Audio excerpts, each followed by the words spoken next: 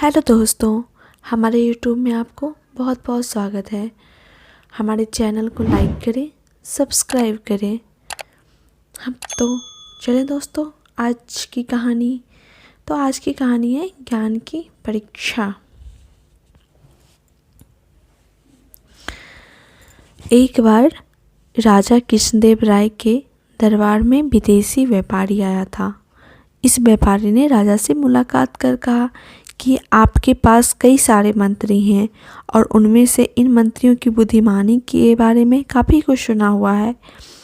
इस व्यापारी ने राजा से अनुमति मांगी कि वो उनके मंत्रियों के ज्ञान की परीक्षा लेना चाहता है। राजा ने भी उस मंत्री व्यापारी की बात मान ली और कहा कि वो अपने मंत्रियों की बुद्धिमानी की परीक्षा ले सकते हैं। फिर क्या था, व्यापारी ने राजा को 3 गुड़िया दी। ये तीनों गुड़िया दिखने में एक जैसी थी।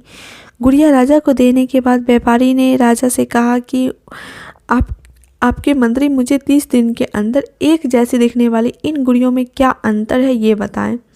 राजा ने भी व्यापारी की बात मानते हुए अपने राज्य के मंत्रियों को बुलाया और उन्हें ये कार्य सौंप दिया। हालांकि राजा ने तेनालीरामा को ये कार्य नहीं सौंपा था, लेकिन लंबे समय तक कोई भी मंत्री ये नहीं बता पाया कि आखिर एक जैसी दिखने वाली इन गुड़ियों में क्या अंतर है।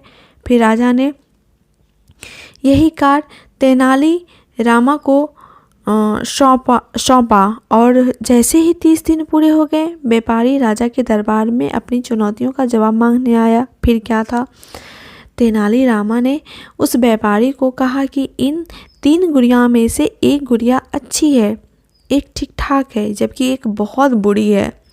तेनालीरामा के इस जवाब को सुनकर सब हैरान रह गए कि आखिर किस आधार पर तेनाली ने ये जवाब दिया है। फिर तेनालीरामा ने सबके सामने एक गुड़िया के कान में एक तार डाली और वो तार गुड़िया के मुंह से निकल गई।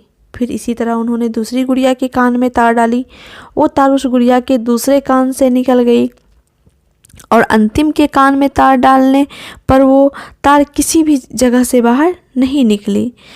जिसके बाद तेनालीरामा ने कहा कि जिस गुड़िया के मुंह से तार बाहर निकली है वो गुड़िया बुरी है, क्योंकि उसको अगर कोई कुछ बताएगा तो वो सबको उस बात की जानकारी दे देगी। वही जिस गुड़िया के कान से तार निकली थी वो गुड़िया ठीक ठाक है, क्योंकि अगर कोई कुछ बताएगा तो उसे ध्यान से नहीं सुनेगी।